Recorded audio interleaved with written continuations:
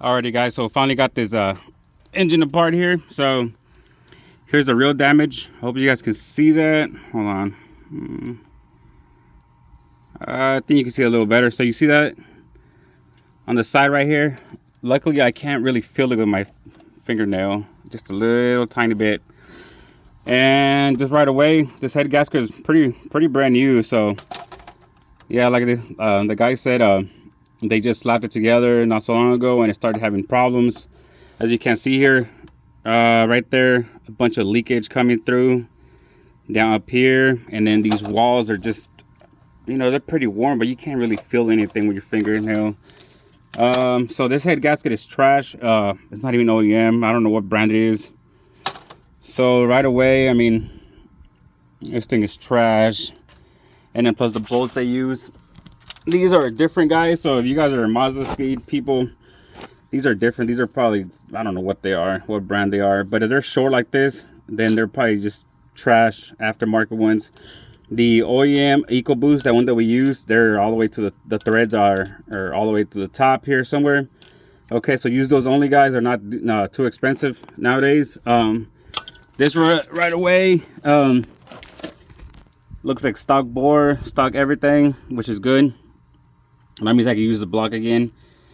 Right away I could tell, I mean, it's OEM pistons, so that's also good. But these are all probably trash. I'm guessing the problem is gonna be underneath, like I said, rings or ring lands. So I'm gonna keep going with this block. I'm gonna go ahead and put this on an engine stand, and then go ahead and take it all apart.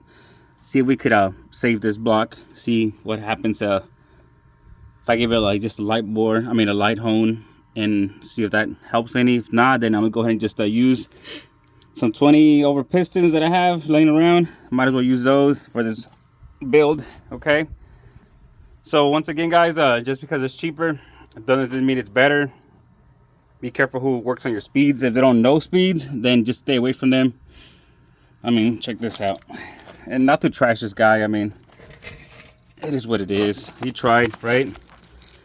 So just check out that gunk. All the RTV here, there's no need for all that. Of course, this is all aftermarket VVT components or timing components. So I'm gonna have to replace those.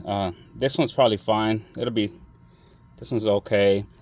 But anyway, just again, guys, be careful who you hire to work on your speeds, and make sure they know them very well.